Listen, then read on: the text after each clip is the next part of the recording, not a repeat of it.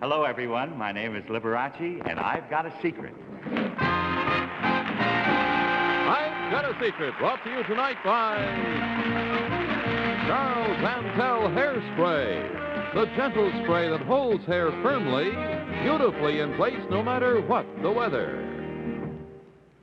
Now, here is I've Got a Secret, starring Gary Moore.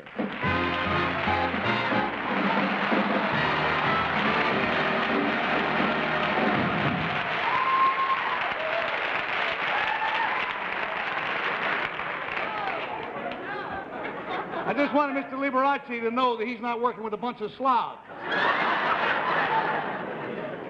Now, let's meet our rather drab panel. The boys are, at least. To begin with, of course, there is Bill Cullen. And there is Betsy Palmer. And Mr. Hank Morgan. And looking just radiant with their sunburn is Miss Bess Myerson. And that's our book.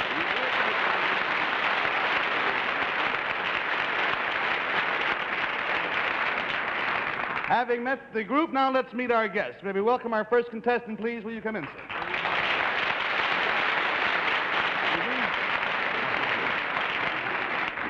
Will you let our panel in on it, sir, as to what your name is and where you're from? My name is Harold Edgerton. I'm a professor of electrical engineering at the Massachusetts Institute of Technology. Yes, sir. Dr. Edgerton. And now that we have cleared that up, will you whisper your secret to me, good doctor, and we'll show it at the same time to our audience at home. Yeah, tell me more. Oh, boy. All right.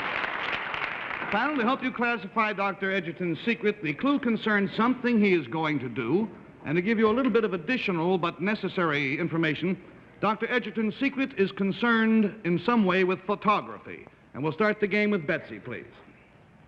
Dr. Edgerton, is this something that you came upon at the Massachusetts Institute of Technology? Yes, it is. And it has to do with a camera. Yes. Is it something that you are going to do with the camera here on stage? Yes. Does it have something to do with our particular brand of camera on this show? Yes, The we Polaroid? are going to use a Polaroid It does? camera. Just coincidentally, happily and coincidentally. Oh. How lucky for us, isn't it? Yes. Is it some... $20 down, $60 to go. We go, please, to Henry. Well, Professor, you're an electronics engineer. Then that must tie in some way with the Polaroid camera. In this instance, It's a yes. question, really. I mean, does Yes. it tie in with the Polaroid camera? Then is it a... Now, what could be done? Now, it develops the film in 10 seconds anyway. Is it an electric way of tripping it? Is the camera no. tripped electronically, sir? No. No. Do you give it a new dimension electronically? Yes, I think you could say that. Right, yes. Yeah, now That's a very broad question, Henry, so we'll have to give you a very broad yes as an answer. $40 down, $40 to go. We go, please, to Bess Myerson. Dr. Edgerton, is the camera changed? Has the camera been changed in any way at all? No. No, It's so a then standard camera. I see. Then we're interested in what you're going to photograph. Yes. Is this some kind of mechanical device? Yes. Is It is, we would have to say, sir, in all fairness, I think a part of a mechanical device. True? True. Now, when you photograph this, is the unusual thing the distance or speed? Does it have something to do with that? Yes. To which of those would you rather have a yes, distance or speed? Speed. Yes. Speed is correct. Speed? All right, Yes. so we go, please, to Bill Cullen. You're going to take a picture with the world's fastest exposure. Well, not the world's fastest, but quite fast. You're going to stop a very high speed exposure, so you're going to photograph something like an electron, being an electronic. You're going to photograph no. something that ordinarily is never photographed because it's so fast moving. Well, they're photographed quite often, as a matter Yes, of fact. electrons. Yes. Well, panel, let me reintroduce you to Dr. Edgerton. He is, in addition to being professor at MIT, he's chairman of the board of Edgerton, Germershausen, and Greer, and quite a camera enthusiast. In fact, Dr. Edgerton is known as the father of flash photography because of his development of the strobe light. And by means of this important device, which we will explain more fully in just a moment, Dr. Edgerton is going to fire a .22 caliber rifle on this stage and photograph the bullet while it is in flight.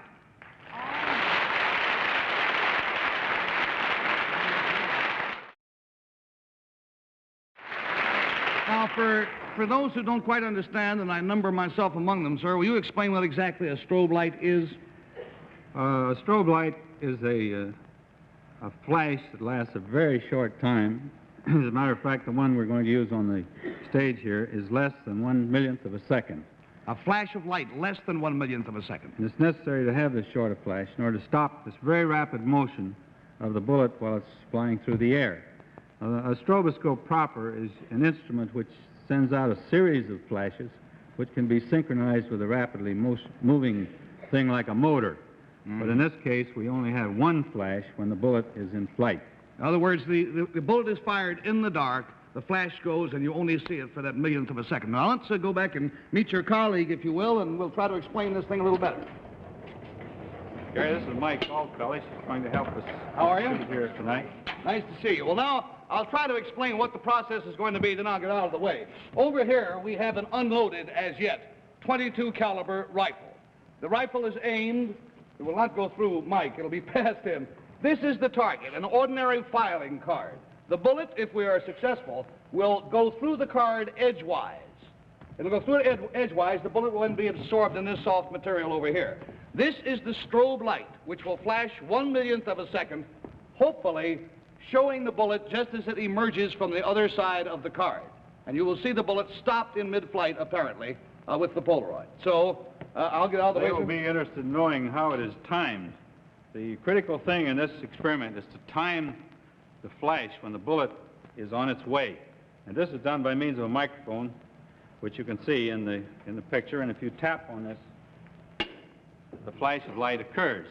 Now, in order to not get an exposure due to the ordinary light, we will turn out the lights just before we shoot, and then shoot the bullet. Let us say this, that it is the sound waves that are being pushed ahead of the bullet that trip this microphone, and therefore trip the light. All right, I'll get out of the way.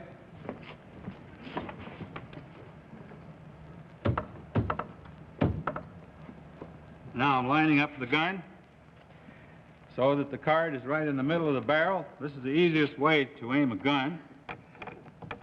Then I will put in the bolt, place the bullet in the gun, close the bolt. Now turn out the lights. Open. Lights up, and the card was hit. As a matter of fact, the card was cut right in half. The top one-third of it is back here. Let me get it. Here we go. Right through there. Now, very good shot. Now let's see if we got a picture of it.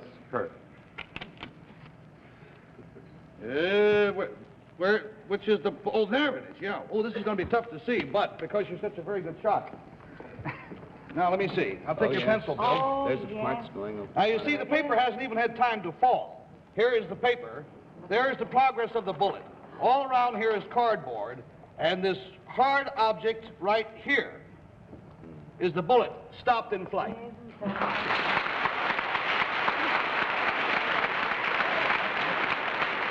Now, to give you an enlarged version of the same idea, because the pictures themselves are larger, here's a fantastic picture taken by the same method. This is a what caliber bullet, sir? It's a .30 caliber bullet, which is going about 3 times faster than the one we shot here tonight. And this object through which it is passing. This is a balloon full of air. The balloon has been punctured in the air, hasn't had a chance to come out. The camera is so fast that you have nothing but the hole. The balloon hasn't even had a chance to start to deflate. And our final picture here, I'll let you guess what it is. Milk. Drop of milk. Is that milk? Drop of liquid. That's right. It is a drop of milk or a splash of milk photographed at the exact moment of splash. Up here you can see a whole drop of milk, and as it hits, pang, it splashes out like that, and look how fast that photography is. Isn't that something? Lovely. Dr. Edgerton, thank you very much for bringing your hobby and your inventions to us, and continued success. Thank you, guys.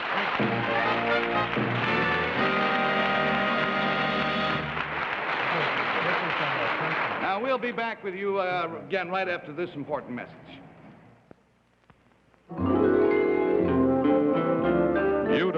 Beautiful hair, soft, shining, held perfectly in place in any weather with Charles Antel Hairspray. Charles Antel does so much to keep your hair lovely when you want most to be lovely. Charles Antel Hairspray is never sticky, never stiff, spreads a fine, invisible net that holds hair firmly, beautifully in place. A soft, gentle spray, lightly fragrant, does everything you want it to do. For beautiful hair when you most want your hair beautiful, Charles Antel Hairspray. Now, new Babo makes sinks really clean. New Babo with diaphene and chlorine bleach kills household germs, fights germs from cleaning to cleaning. Babo bleaches stains, rinses clean with no grit. Babo with diaphene, another Babbitt quality product. Now, panel, before introducing our next guest, I'm going to have to ask you to put on your blindfolds, please. You may remove them as soon as your particular period of questioning has been completed, but do not take them off until after you've finished asking your question. Blindfolds all in place? Yes, sir. All right, then may we welcome our next contestant, please. Will you come in?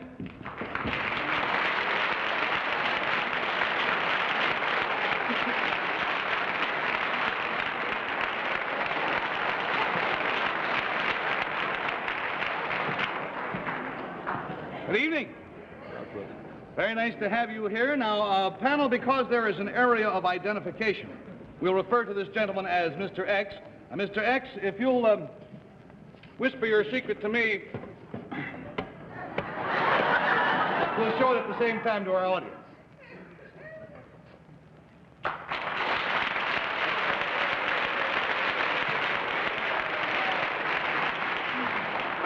Panel, to help you with this game, the clue concerns something Mr. X did. We'll start the game with Betsy Palmer. Mr. X, your face would be familiar to all of us on the panel because it's been in the newspaper. I think so. Is this something that was done as far as science is concerned, to benefit science? No. Was this something done with sports? Yes. Oh, wait a minute. Could you be possibly... Oh, could you be a very tall man? Could you? He could be. You know I know what it is. Wilter Still. Yes. Wilter Still Chamberlain, there it is. All right, blindfolds off. Did 100 points in a game, huh? Betsy, what did you say? What did He you did say? 100 points in a game. Well, All by himself. 100 points in one game, which is the first time it's ever been accomplished in basketball. did you get that by yourself? From me, you No, I knew. Now, this is what thrills me, is he has established a new record, 100 points in a game. The previous record, I believe, was how many points in a game, Will? 78. 78. And who do you think held that record, the previous record of 78? Wilter Still Chamberlain, yes, so he broke his own record. And he's approaching another record now, which is for the most points scored in any one season. How many have you scored so far this season? 3,995. He is 5 points short of 4,000 points. Now, any of you who have played basketball know that even when it's played as a college sport, it's a rough sport. Played professionally, it is a murderous game. Because if they can't block his shots, they give him the elbow in the side, right? That's right. Hoping not to get caught at it. But now, how many games will you play in a season? 80 regular season games, Gary. 80 regular season games, and then you play... 15 exhibitions and approximately 15 playoff games. Almost 110, 115 games. 110, 115 games, which average out sometime to like 6 games a week. You travel in between them and take this brutal punishment, so you know that he has to be in magnificent condition. A very modest young man, and we're very proud to have met you, Wilt. Indeed we are. My pleasure. Thank you very much. Thank you.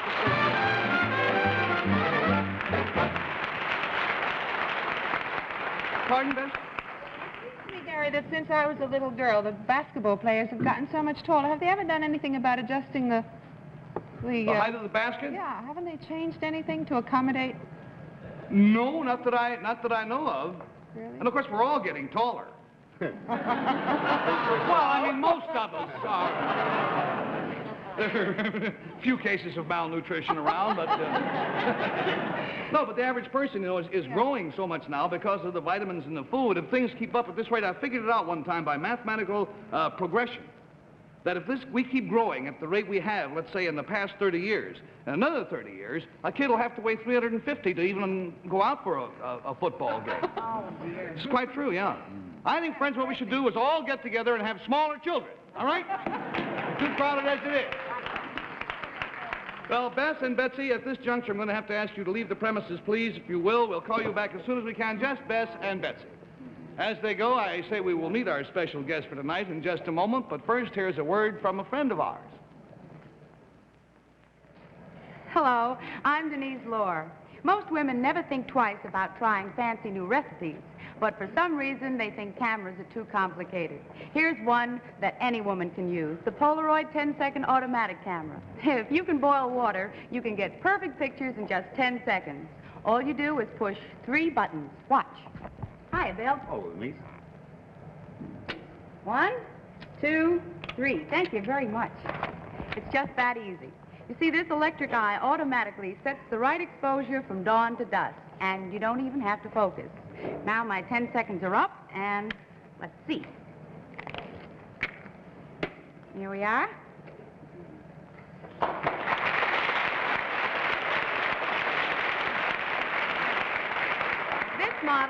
This model costs less than $100, and a smaller, compact model costs less than $75, both with a built-in flash for indoor shots.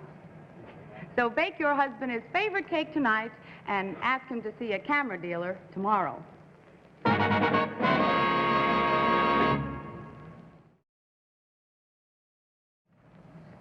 All right, now, Henry and Bill, we will no longer keep you in suspense. Betsy Palmer and Bess Myers have prepared a little surprise for you and for the rest of our audience, too. They have spent the past few days practicing the piano so that they could join forces tonight with our special guest, Liberace. So here then, on 3 pianos, are the 10 magic fingers of Liberace, assisted by the 20 thumbs of Betsy Palmer and Bess Myerson, playing, we hope, variations on a well-known theme.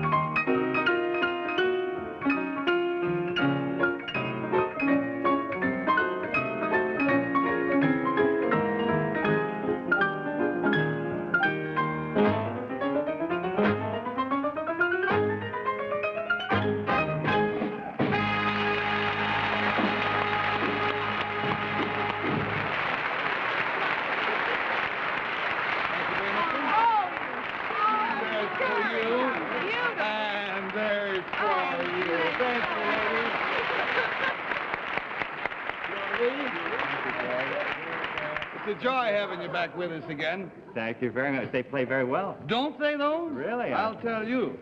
Now, either way, we are most grateful to have Lee with us tonight because he's awfully busy. He's opening at the Latin Quarter here in New York this Wednesday for a month. That's right. It's my first nightclub engagement in New York. That's right. Could you use the girls in your act? I wish I could afford them. You do? Don't you believe it? Now, Betsy and Bess, in spite of the fact that you have spent time working all this week on a surprise with Liberace, he, too, has a secret which, in our sneaky fashion, we just didn't let you in on. Now, Lee, if you whisper your secret to me, we'll show it to the folks at home. Here we go. boy. All right. Panel Lee's secret concerns something he's going to do. We'll start with Bill Cullen, please. Lee, is it going to continue to be in the musical vein? Yes. Is it, Henry, I think the longer we can take with the questioning, the better off we're going to be here. Lee, You said it's in the musical vein. I'm afraid it's going to be closer to a corpuscle, but we'll... That's like mad, Henry. Lee, might it have... You've lost 20, you've got 60 to go, and... Betsy? Do you want to go to Henry to stretch No, for a while? no, ask No? questions. You want me to stretch? Is it something to do with the boys instead of us girls? That's right. Yes. Slow, Now, Slow. Ask a lot of easy. does it Buzz the buzzer. have All right. $40 down to $40 to go. Henry Morgan's up. Well, now, we know, Bill and I, or at least I haven't rehearsed anything, and I have no talent whatsoever, so it's not musical talent anyway. And so it can't be musical. Can't be, right? Right.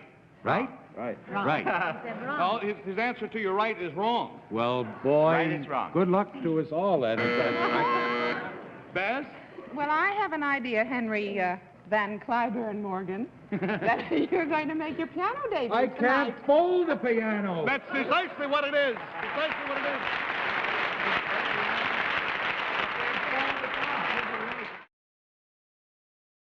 Someone said that the definition of a mixed emotion is watching your mother-in-law drive your brand new car over a cliff.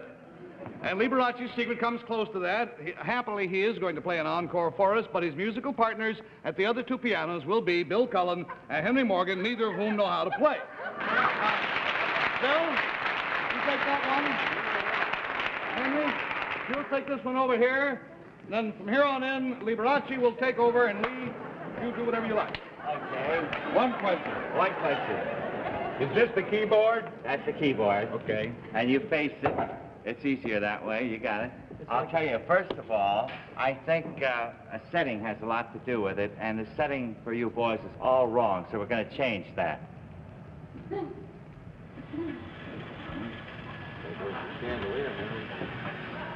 And that's kind of fancy, too. Make you feel at home.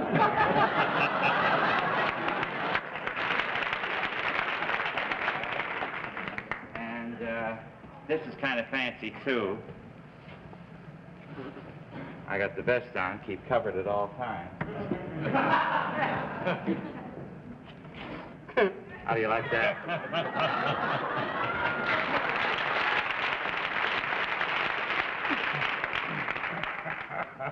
One of Marlon Brando's old jackets.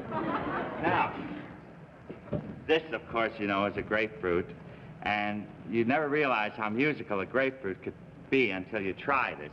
Now, this is for you, Bill. All you got to do is press the pedal, the loud pedal, and on the black keys, just roll it up and down. Want to try? Yeah. He's eager. Wonderful. There's 3 pedals here. Oh, the first one. Oh, like a model.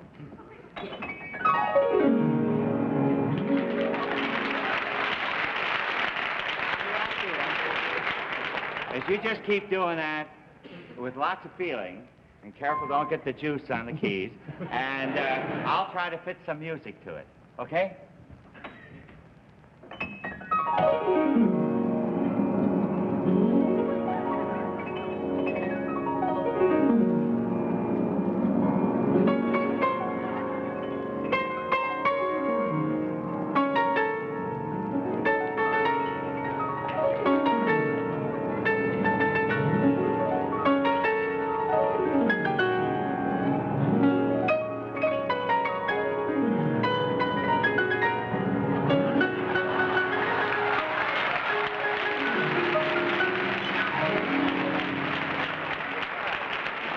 The idea? No?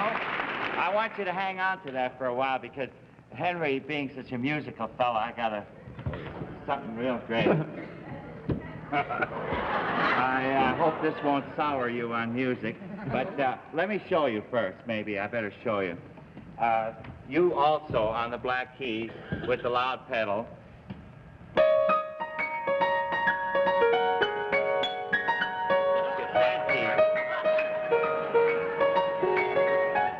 you try. I'm very good on grapefruit. Oh,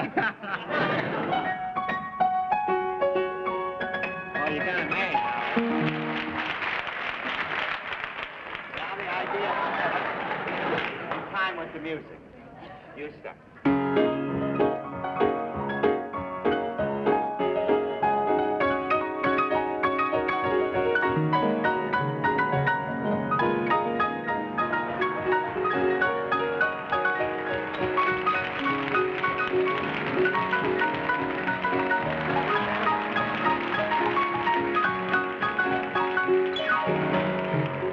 Very good.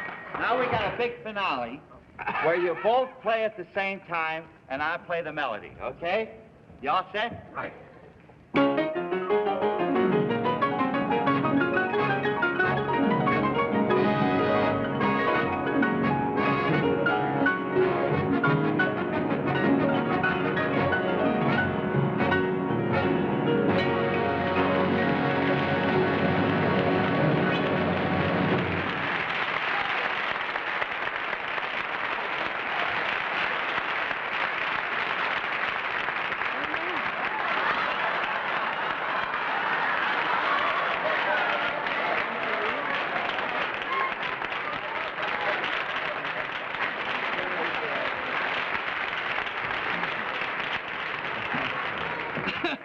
That was marvelous fun, Lee. Really was. I had no idea they were so untalented. I want to thank you very much for coming to see us and wish you lots of luck at the Latin Quarter. You're going to be a smash as always, I know. Thank you, Gary. March in for Liberace. And speaking for all of us, we'll see you next week. Goodbye out there. Now, here's the message of interest from General Foods. This is a dessert topping. The dessert topping in a box. Dream Whip. For real homemade taste and texture. All you do is whip it up with milk and vanilla. But what Dream Whip does for desserts is a real surprise. On Jell-O puddings, pumpkin pie, gingerbread, strawberry shortcake. Light, fluffy Dream Whip makes everything it touches taste better, more exciting. Yet it's so lusciously low in calories, only 17 per tablespoon serving. And Dream Whip stays fresh so long. You can make it hours before dinner. It won't wilt or separate like other toppings. In fact, extra Dream Whip will stay fresh for days in your refrigerator. Keep several boxes handy on your pantry shelf. Always fresh, ready, and waiting. That's Dream Whip, another fine product of General Foods. Miss Myerson's Gown by Mignon. This is George Chandler. Goats in the kitchen and cows in the bedroom. That happens on Ichabod and Me. Tomorrow on most of these CBS television stations. Drop in if you've a notion to. I've Got a Secret has been brought to you tonight by New Babo with diaphene and chlorine bleach for clean, white sinks and to help fight household germs from cleaning to cleaning. The preceding program was pre-recorded. This is John Cannon speaking.